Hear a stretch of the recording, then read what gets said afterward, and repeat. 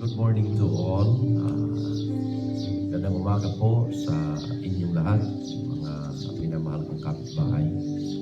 Salamat sa Diyos na muli tayo ay magkasama, magkadiig sa umagang pananalangin, sa umagang kung saan tayo po ay binigyan ng Diyos ng pagkakataon muli at na binigyan ng kalakasan, magandang araw.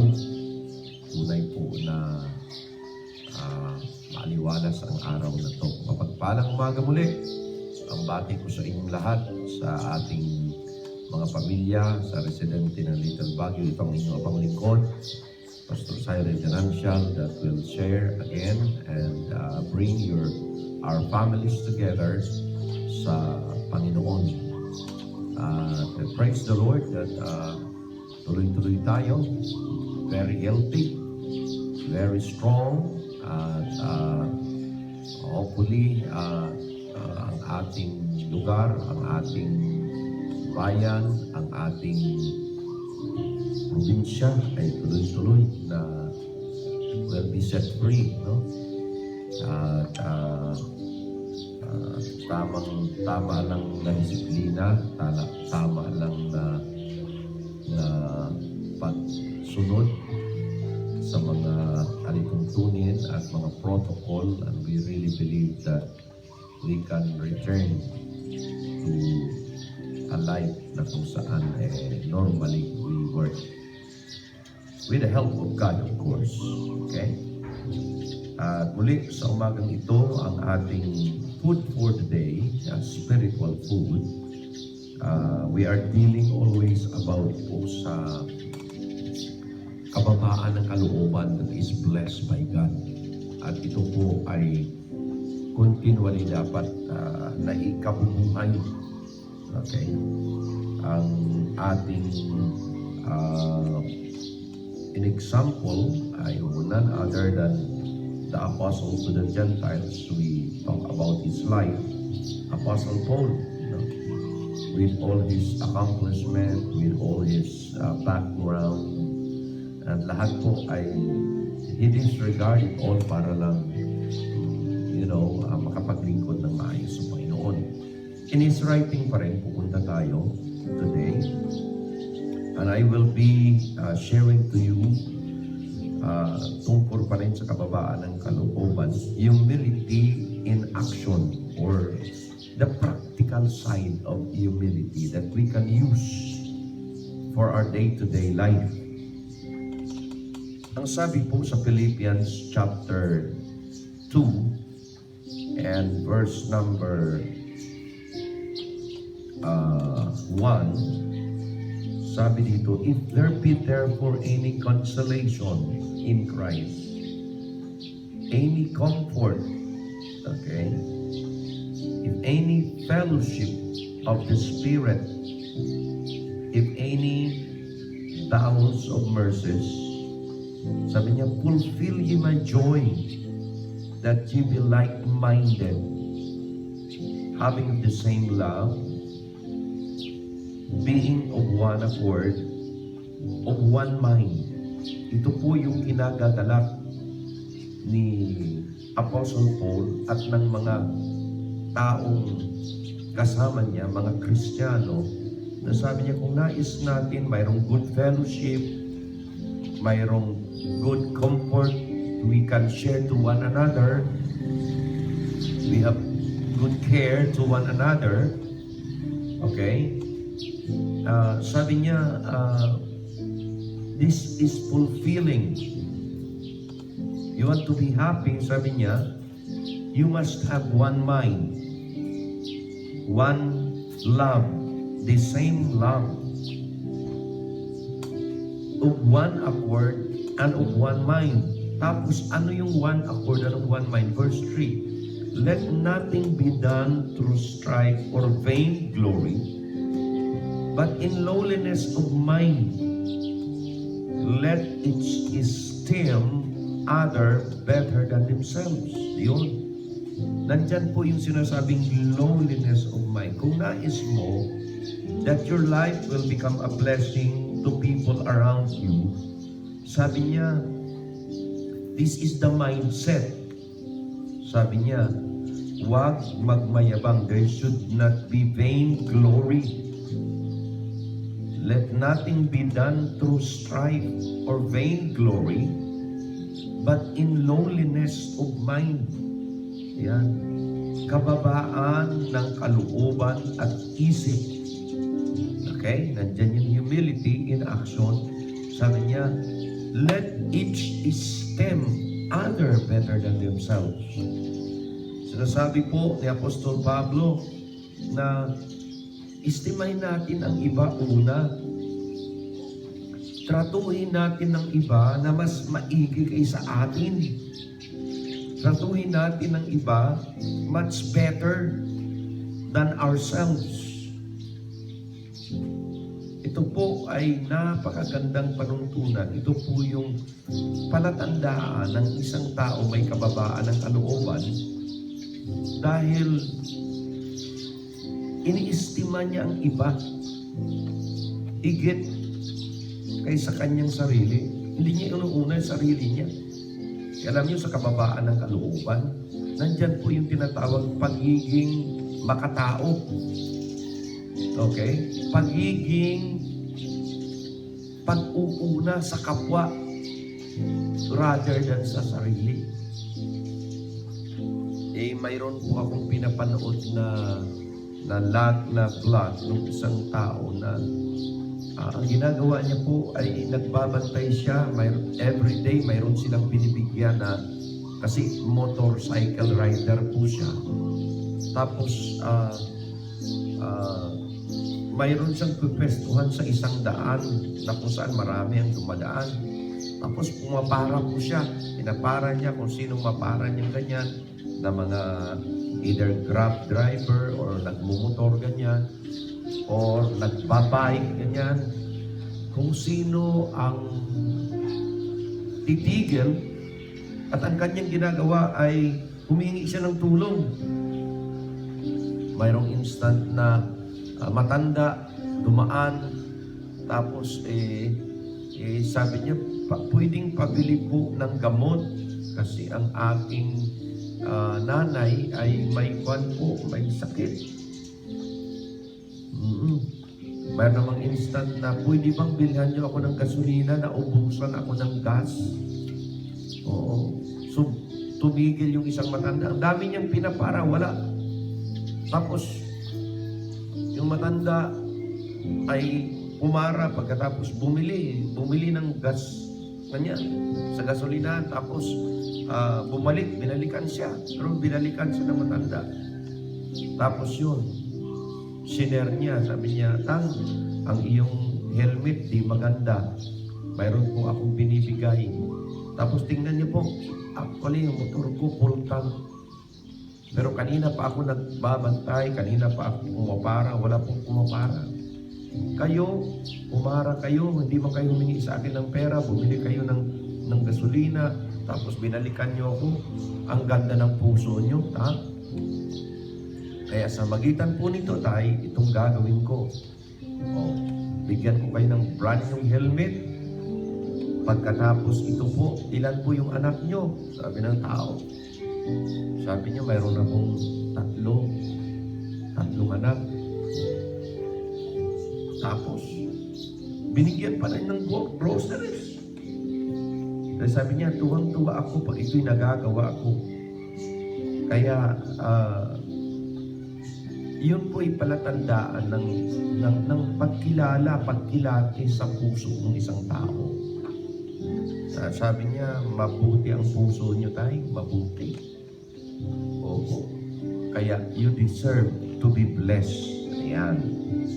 So, yun po, ang kababaan ng kalooban ay mayroong generosity din. Hindi makasarili. Yan po yung tinatawag na humility in action.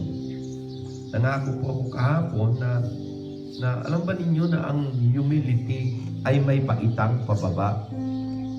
Okay? Ano ang baitang pababa ng totoong humility? Kasi estimahin mo yung iba eh. Pagkatapos po nito, ituloy natin yung mga verses na yan tomorrow, kasunod na mga araw. At ang example po dyan si Jesus Christ. Paano ang Panginoong Jesus nagpakababa? Okay? Pero ngayong umaga, ibibigay ko po sa inyo yung steps of humility. Yung paitang ng kababaan ng kalooban. Okay? Ano po ba ang mga unang baitang? Ito po'y pababa. Diba? Going down po ito. Kasi sabi ng Bible, he that humbleth himself, he that going down, choose the lowest part, the lowest place, the lowest seat, sabi doon, will be lifted up, will be promoted by the Lord. Okay, ano yung baitang pababa? Ayan. Ito po'y very, very personal and very practical. Ano ba ang unang steps of humility? The first steps, going down. Ang una po ay ito. There are, I think, 4 steps to reach the bottom, or 3 steps to reach the bottom.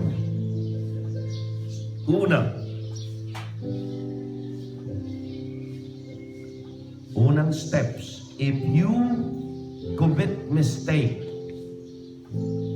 accept it. Yan. Pag ikaw ay nagkamali, kailangan aminin mo.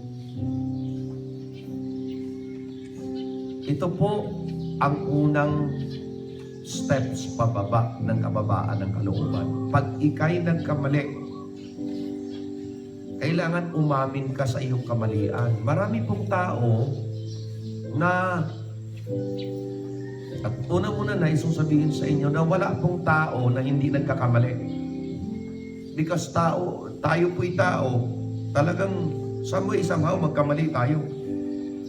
Regardless of our position. Kaya pag nagkamali ka, dapat matuto kang umamin. Yan ang unang steps of humility. Now, sa sanay na po na umamin ng kamalian niya, madali ito.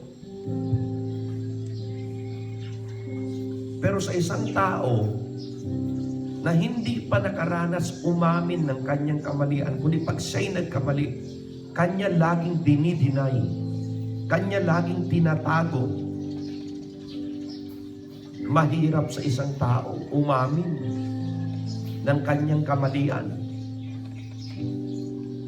Ilagay natin, example, tao na nasa mataas ang posisyon. Opo, maraming tao na nasa posisyon na mataas na ayaw umamin ng kamalian because they think of their position. Nakakahiya. Kaya marami po dyan, pag nasa posisyon, rami ng kamalian, pero hindi aamin. Hanggat wala kang matibay na ebidensya, hindi talaga aamin. Mayroong ang iba na may ebidensya na hindi pa rin aamin Okay? People in position, people who has yung matataas ang kalibre. Karamihan ho dyan, ayaw umamin ng kamalian pag sila'y nagkamali. Ilagay na natin, magulang na lang, we go to the family. Kung ikaw tatay at nanay, nagkamali,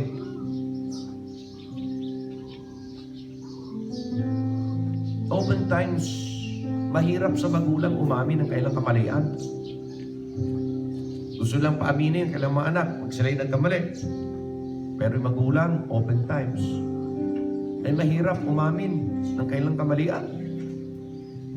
Lagay natin, halimbawa, pastor, manager ng isang company, oftentimes, yan po, ay mahirap umamin ng kamalian. Dahil nasa posisyon sila, there are people in authority. Kaya karamihan, oftentimes, i-cover up. Sa gobyerno natin, ganun din eh. Karamihan po, may mga pagkakamali, pero dahil sa pera lang, natatakpan. Sabi nga, ang katotohanan ay, sabi niya, when money talks, truth becomes silence. Oo. Kaya, mahirap talaga pag wala sa Panginoon eh. People on authority are hard. Mahirap umamin ng kamalian. Lalong-lalo kung kamalian criminal case or kaso na malaki. Opo. At yan po ay isa sa napakahirap. Kaya dyan papasok na walang kababaan ng kalooban. Once that you commit a mistake and then you do not accept it, you deny it. Ha? Pride ho yan, pride. Pride po. Oo. Now, ito tinuro ko sa church namin eh. Sabi ko sa mga members ko, kung nakikita ninyo na ang pastor ninyo may kamalian, huwag kayong matakot, lumapit at pagsabihan ako. At ako, kaya kong umamin ng kamalian ko even in public. Even in public. Sa mga anak ko, ganun din. Mga anak ko, hindi ako perfectong magulang. Hindi ako perfectong ama. Hindi ang nanay niyo perfectong ina. But ito ang aking nais ipaabot sa inyo. Learn from our mistakes, pero we will not deny our mistakes. Ano man ang aming mga kamalian, makikita ninyo yan. Pero like kong sinasabi, learn from our mistakes and learn also from our success. Because kayo din magkakamali. Kayo din magkukulang. Pero ang nagpe-prevail sa atin ay understanding, and nagpe-prevail sa atin ay magandang relasyon. Kaya lagi ko din sinasabi sa mga parents namin, sabi ko pag ako'y nagtuturo sa mga magulang, can you ask mistake when you commit something wrong? Lalong-lalo na sa inyong pamilya, kung kayo magulang. Tapos sabi ko, ano bang mawawala sa akin kung ako tatay, ako nanay? Maaalis ba ang pagiging tatay at nanay ko pag aking inamin na ako'y nagkamali at nagkulang? Hindi. Hindi. I was a professor sa Bible College. There was a time na ako'y nagkamali. It was a test. Pagkatapos may kakulangan, lalong na ako nang check ko yung mga papers ng mga estudyante. Nagkamali ako. Kasi yung isang grade na papunta sa kabila, kasi magkapatid yung isang grade na papunta sa kabila, hindi po tinanggap ng estudyante ko, sir, hindi po pwede ito, mali po ito, sir. Sa kanya grade 2 ganito. Oh, alam nyo, inamin ko. Sabi ko, nagkamali ako. Very sorry. Pero mabuti na kinumplain ninyo. Okay? Kaya nating i-correct. Kaya yun ang kagandahan sa Bible. Ang kagandahan sa Bible, hindi ka lang turuan ng tama. Hindi ka lang turuan ng right. Maturuan ka rin niya ng mali so that you can correct your mistakes. Ganun. Ano bang mawawala kung ako nasa mataas na pwesto, nasa mataas na leadership, aminin ko ang aking mga kamalian? Wala akong mawawala. In fact, ikaw ay lalo pang respetuhin. Kaya lagi kong sinasabi, when parents accept their mistake unfolds sa kanilang mga anak, they will be regarded as high as they are. Ibig sabihin, ang respeto ay lalong titindi. Ang paggalang ay lalong titindi pag ang mga magulang learn. At yan din ang ehemplo na maiiwan mo sa at maituro mo sa iyong mga anak na si nanay, si tatay nga, nung sila'y nagkamali, umamin. Who am I? Anak lang ako. Kaya kong umamin ng mga kamalian ko. Bakit? Yun ang legacy, yun ang example na pinakita ng mga magulang ko sa akin. So mga minamahal ko sa umagang ito, the first steps of humility is when you commit mistake, learn to accept it. Okay? Aminin mo. Aminin mo. Dahil ang pag-amin ay hindi po kasiraan ng iyong pagkatao. Ito po ay pag-build up ng iyong magandang halimbawa. Ganun ang sistema eh. Yun ang tamang prinsipyo na nakaugat at naituro sa salita ng Diyos. At ito po ay hindi madali gawin, lalong-lalong mga sa hindi sanay. Ha? Kaya, isa po yan. Bukas we will add more. Kaya ang unang action, practical action of true humility is when you make a mistake, when you commit a mistake, learn to accept it. Because people around will know. Yung mga tao sa paligid, makikita nila na ikaw nga ay may kababaan ng kalooban. Because you do not deny, you do not hide your mistake, but you live a life with transparency. Kumbaga, nakita nila ang buhay mo. So yan din po ang nais kong iwanan sa inyo sa umagang ito. Manalangin tayo, dadako tayo sa pagtulog sa ating pamilya sa Panginoon. Amang banal na kilang Diyos, muli ngayong umaga, maraming salamat that we can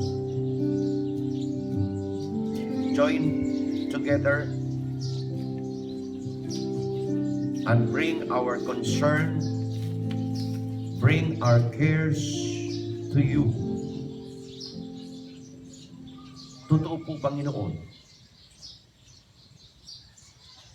na araw-araw may kailangan kami. Kailangan namin ang inyong provision. Kailangan namin ang inyong protection. Kailangan namin, Panginoon, ang inyong pag-preserve sa aming mga buhay. Muli, aking dinudulog sa inyo ang lahat ng pamilya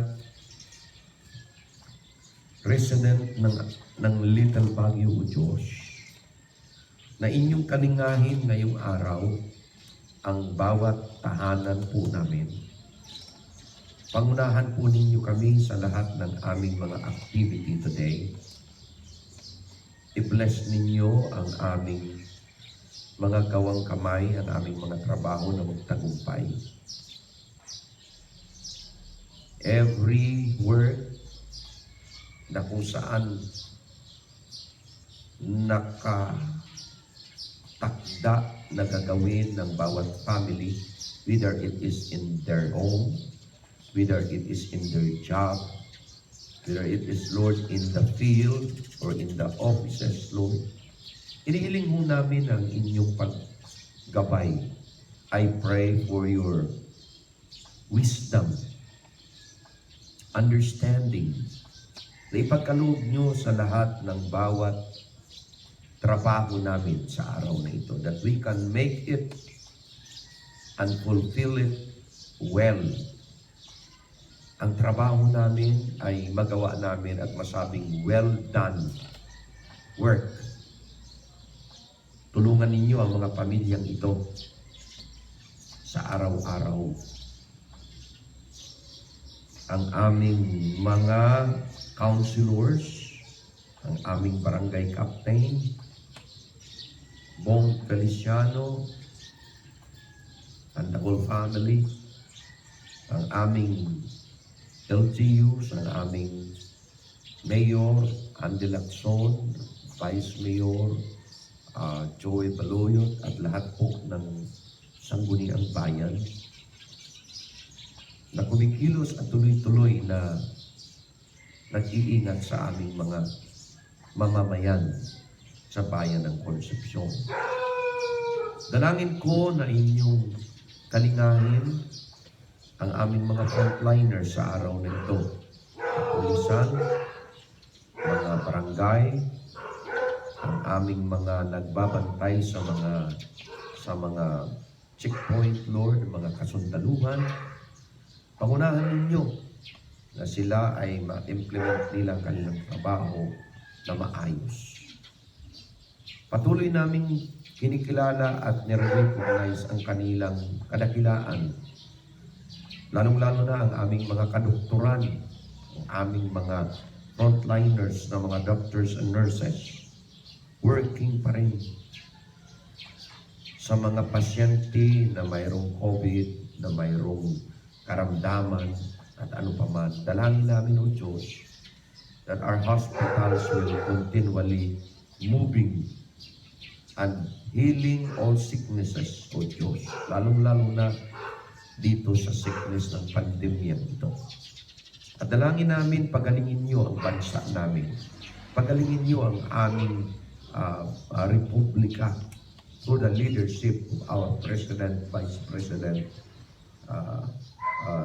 lahat po ng amin pong mga secretaries and senators that are working. Panginoon, we believe na kayo ang Diyos ng bansang Pilipinas. Kaya, patnubayan ninyo ang lahat.